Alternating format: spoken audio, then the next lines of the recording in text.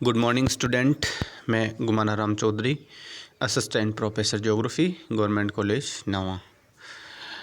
Student, हम BA first year में राजस्थान का भूगोल जो हमारा प्रश्न पत्र है उसमें हमने जो पिछली क्लास थी उसमें राजस्थान की स्थिति विस्तार से संबंधित टॉपिक का अध्ययन किया था।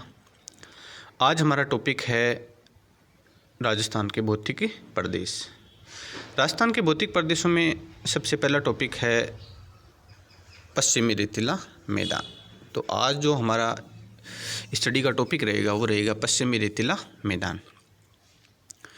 स्टूडेंट, पश्चिमी रेतीला मैदान है वो आप समझते हो कि अरावली के पश्चिमी भाग में जितने भी 12-13 जो जिले आते हैं उनमें सब में ये पश्चिमी रेतीला मैदान का है विस्तार पाया जाता है।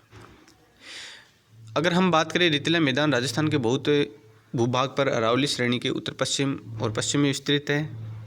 ये पश्चिमी रेतीला मैदान उत्तर पश्चिम से दक्षिण पूर्व की ओर लगभग 440 किलोमीटर लंबी और पश्चिम से पूर्व की ओर लगभग 300 किलोमीटर क्षेत्र पर 1,75,000 वर्ग किलोमीटर में फैला है। या हम कह सकते हैं, या तो अरावली जो पर्वतमाला है वो इसका विभाजन का काम करती है। पूर्वी मैदान और अरावली प्रदेश और दक्षिण पूर्वी पठार को पश्चिमी रेतीले मैदान से, या हम यूँ कह सकते हैं कि पश्चिमी रेतीले मैदान की जो सीमा रेखा निर्धारित होती है वो 50 सेंटीमीटर औसत वार्षिक वर्षा के द्वारा निर्धारित होती है। राजनीतिक दृष्टि से इसमें जो जिले आते हैं वो है गंगानगर, हनुमानगढ़, बीकानेर, चूरू, नागौर, जोधपुर, जैसलमेर, बाड़मेर, पाली, सिरोही, जालोर, सीकर, झुंझुनू आदि जिले सम्मिलित है। इसका मतलब है इसमें टोटल जो जिले हैं वो 13 जिले हैं। कितने जिले हैं स्टूडेंट? 13 जिले। राजस्थान मरुस्थल को उत्तर पूर्व से दक्षिण पश्चिम की ओर 4 उप भौतिक प्रदेशों में बांटा गया है, जिसमें महान भूमि है, बाड़मेर, जैसलमेर, बीकानेर चट्टानी क्षेत्र है, लघु मरुस्थल है और अर्धशुष्क प्रदेश है।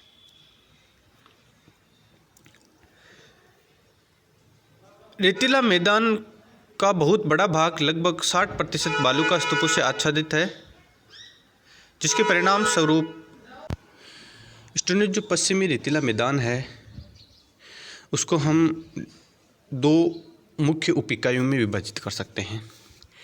पहली जो हमारी मुख्य उप इकाई है वो है रेतीला शुष्क मैदान और दूसरा है अर्धशुष्क मैदान।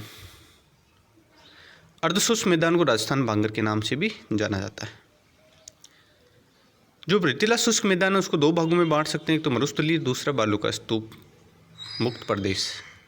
और अर्धशुष्क मैदान को हम 4 भागों में बांटते हैं, लूनी बेसिन अथवा गोंडवार प्रदेश, आंतरिक प्रवाह का मैदान या शेखावटी प्रदेश, नागौरी उच्चभूमि प्रदेश और घग्गर का मैदान। रेतीले शुष्क मैदान और अर्धशुष्क मैदान को विभाजित करने वाली जो रेखा है वो है 25 सेंटीमीटर औसत वार्षिक वर्षा रेखा। कई बार विद्यार्थी ये क्वेश्चन भी पूछा जाता है कि रेतीले शुष्क मैदान और अर्धशुष्क मैदान को कौन सी ये कितने सेंटीमीटर की वर्षा रेखा है वो विभाजित करती है, तो उसका सही आंसर क्या रहेगा? 50 सेंटीमीटर, नहीं 25 सेंटीमीटर, सॉरी। अब हम देखते हैं रेतीला शुष्क मैदान। रेतीला शुष्क मैदान में पहला है मरुस्थली। ये बीकानेर, जैसलमेर, चूरू, पश्चिमी नागौर के कुछ भाग, बाड़मेर के 2/3 पश्चिमी भाग पर विस्तृत है। पश्चिम में और आगे रेतीले और शुष्क मरुस्थली थार मरुस्थल के नाम से जाना जाता है। मरुस्थलीय प्रदेश की आम विशेषताएं विशाल रेत के फैलाव, चट्टानी परिव्यक्त शिलाएं, जिसमें से हम पश्चिमी जुरासिक की विस्तृत कुछ ऊंचे उठे हुए भागों को भी इसमें सम्मिलित कर सकते हैं।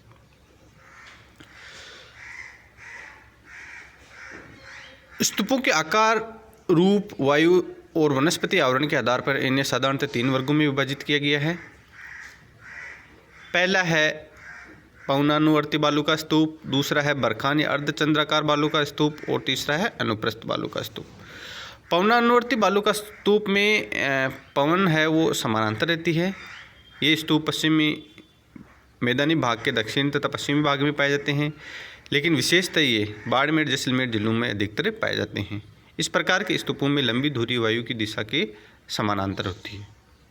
ये क्वेश्चन भी पूछा जाता है कि पवनानुवर्ती बालू का स्तूप में वायु की दिशा किस प्रकार रहती है, तो समानांतर रहती है और अनुप्रस्थ जो बालू का स्तूप है उसमें पवन की दिशा है वो समकोण पर रहती है। दूसरा हमारा है बरखान या अर्धचंद्राकार बालू का स्तूप। ये श्रृंखला में मिलते हैं। ये स्तूप गतिशील होते हैं, प्राय मरुस्थल के उत्तरी भागों में देखे जाते हैं। तीसरा हमारा बालू का स्तूप है वो है अनुप्रस्थ, वायु की दिशा के समकोण पर बनते हैं। ये मरुस्थल प्रदेश के पूर्वी तथा उत्तरी भागों में साधारणतः पाए जाते हैं। ये स्तूप अर्धशुष्क भाग में भी स्थित रहते हैं। तो ये तो थे मरुस्थली भाग। दूसरा है शुष्क रेतीले मैदान में बालू का मुक्त प्रदेश। स्टूडेंट, मरुस्थल से लगा हुआ समीपस्थ भूभाग बालू का मुक्त प्रदेश जैसलमेर के चारों ओर लगभग 65 किलोमीटर क्षेत्र पर, पोखरण तहसील के आधे भाग पर, फलोदी तहसील के पश्चिमी और दक्षिणी भाग में फैला हुआ है। चूनापत्थर और बालू का पत्थर चट्टानें इस क्षेत्र में आवर्तित है। जैसलमेर नगर जुरेसिक बालू का पत्थरों से निर्मित चट्टानी मैदान है। जैसलमेर के उत्तरी तथा पोखरण के दक्षिण में यहाँ रन के नाम से पुकारे जाते हैं, जो कई प्लाया झीलें बेसिनों में मिलते हैं। दूसरा जो हमारा टॉपिक था, इसमें पाठ था रेतीले मैदान में अर्धशुष्क मैदान या राजस्थान का बांगर के नाम से जाना जाता है। अरावली के पश्चिमी किनारे से रेतीले शुष्क मैदान की सीमा तक लगभग 75,000 वर्ग किलोमीटर क्षेत्र में है। राजस्थान बांगर अथवा अर्धशुष्क मैदान का विस्तार है। इस क्षेत्र के उत्तर में घग्गर नदी का क्षेत्र है। उत्तर पूर्व में शेखावटी क्षेत्र तथा दक्षिण पूर्वी भाग में लूनी नदी अपनी कई सहायक नदियों के साथ फैला है, जिसमें जोधपुर एवं बाड़मेर जिलों के अधिकांश भाग तथा पाली, जालौर एवं सिरोही जिले के पश्चिमी भाग भी स्थित है। इन्हें पुनः 4 लघु भूआकृतिक प्रदेशों में विभाजित किया गया है। पहला है लूनी बेसिन। अजमेर के दक्षिण पश्चिम में अरावली श्रेणी से लूनी नदी निकलकर दक्षिण पश्चिम की ओर बहती है। अरावली के तीव्र और उत्तर पश्चिमी ढालों पर बहने वाली छोटी छोटी सहायक नदियाँ इसके बाई किनारे पर आकर मिलती है। लूनी तथा इसकी सहायक नदियाँ जोधपुर जिले के दक्षिण पूर्वी भाग, पाली, जालौर, सिरोही में बहती हुई लूनी अपवाह क्षेत्र है वो 34,866 वर्ग किलोमीटर के अलावा भी पश्चिमी राजस्थान का भी बाकी क्षेत्रों में आंतरिक प्रवाह होता है। इसमें लूनी और उसकी सहायक नदियां खारी और जवाई नदियों के दक्षिण की ओर स्थलाकृतिक पर यह अंकित करते हैं कि प्रारंभिक भूआकृतिक क्रियाएं जलोढ़ जिन्होंने इस क्षेत्र की परतदार चट्टानों को काटा है, परंतु वर्तमान में वायु क्रियाएं अधिक प्रभावशाली होने के कारण दक्षिणी पश्चिमी हवाओं ने जलोढ़ मैदानों में तथा पहाड़ी ढालों के विपरीत बालू का जमाव कर दिया है। इसके साथ ही हम बात करें, यद्यपि जल वर्षा की थोड़ी अवधि में बहता है, लेकिन ये बालुकों को छोड़कर उड़ा कर ले जाता है, बहा सकने में सक्षम होता है। इस क्षेत्र की स्थलाकृतियों में पहाड़ी, तीव्र ढालों वाली तथा विस्तृत कांपीय मैदान मिलते हैं। अरावली श्रृंखला के पद्य तथा लोनी के बीच का क्षेत्र है वो काफ़ी उपजाऊ है, लेकिन पश्चिमी और आगे कांपीय दुम्मट कई स्थानों पर थार में मिट्टी में बदल जाती है। तो दूसरा पार्ट है हमारा, इसमें वो है शेखावटी भूभाग। शेखावटी भूभाग को आंतरिक जल प्रवाह का मैदान भी कहते हैं। राजस्थान बांगर प्रदेश में राजस्थान की उत्तरी पूर्वी सीमा तक लूनी बेसिन के उत्तर में आंतरिक जल प्रवाह का मैदान विस्तृत है। इसकी पूर्वी सीमा 50 सेंटीमीटर की वर्षा रेखा निर्धारित होती है। अरावली श्रेणी इस प्रदेश में दक्षिण से उत्तर तक फैली है, जो इसको 2 भागों में विभाजित करती है। एक तरफ उत्तर में शेखावटी रेतीले मरुस्थल भूभाग, वहीं दूसरी ओर दक्षिण तथा दक्षिणी पूर्वी में जयपुर के उपजाऊ मैदान भी इसमें सम्मिलित किए जाते हैं। शेखावटी भूभाग की स्थलाकृतिक उबड़ खाबड़ बालू के टीलों पर द्वारा परिलक्षित होती है। पवनानुवर्ती बालू का स्तूप का केंद्रीकरण अधिक दिखाई देता है। यहाँ पर पवनानुवर्ती बालू का स्तूपों में मैंने पहले ही बताया था कि हवा की दिशा वो समानांतर रहती है। शेखावटी भागों के कस्बों और नगरों के समीप बालू का स्तूपों की संख्या एवं उनका आकार बढ़ता जाता है। बालू का स्तूप बरखान प्रकार के हैं, जबकि अन्य क्षेत्रों में पवनानुवर्ती प्रकार के हैं। यहाँ कच्चे और पक्के कुओं का निर्माण सुविधाजनक है। स्थानीय भाषा में इनको जोहर कहते हैं। कई बार ये आरपीएससी टीचर्स के एग्जाम में पूछा गया है कि कुओं को कौन से क्षेत्र में जोहर के नाम से जाना जाता है, तो शेखावटी क्षेत्र में कुओं को जोहर के नाम से जाना जाता है। ये केवल एक मौसमी नदी का अंतली है, वह भी बालू में धरातल चूरू में प्रवेश करते हुए लुप्त हो जाती है। इस प्रकार ये भूभाग आंतरवर्ती जल प्रवाह का क्षेत्र है अथवा नदियों से रहित क्षेत्र है। तीसरा हमारा जो क्षेत्र है वो है नागौरी उच्च भूमि प्रदेश। ये प्रदेश दक्षिण पूर्व में अति आर्द्र लूनी बेसिन तथा उत्तरी पूर्व में शेखावटी शुष्क अंतर्वर्ती मैदान के बीच में विस्तृत है।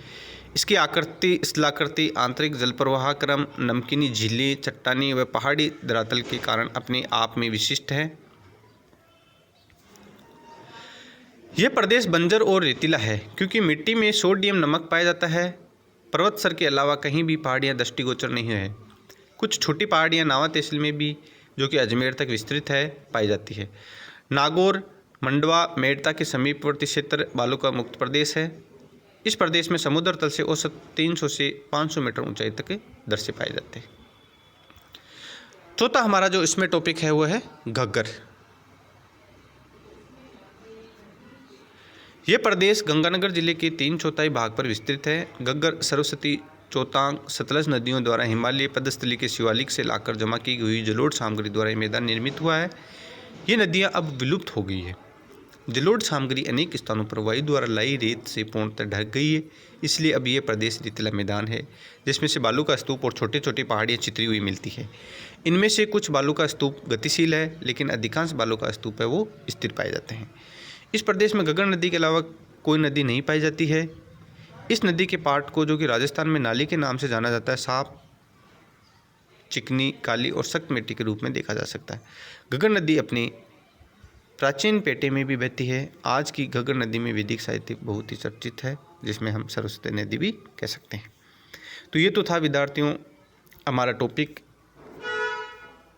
पश्चिमी रेतीला मैदान, जिसको हमने 2 भागों में बांटा था, रेतीला शुष्क मैदान और अर्ध शुष्क मैदान। शुष्क मैदान को हमने पुनः 2 भागों में बांटा था, मरुस्थली मैदान और बालू का मुक्त प्रदेश। और अर्धशुष्क मैदान, जिसका दूसरा नाम राजस्थान का बांगर है, उसको हमने 4 भागों में बांटा था। लूनी बेसिन अथवा गोंडवार प्रदेश, दूसरा आंतरिक प्रवाह का मैदान जिसे शेखावटी प्रदेश, तीसरा नागौरी उच्च प्रदेश और चौथा है घग्गर का मैदान। ठीक है विद्यार्थियों, आने वाली क्लास में हम इसका नेक्स्ट बौद्धिक प्रदेश का पार्ट पढ़ेंगे। ठीक है विद्यार्थियों, धन्यवाद।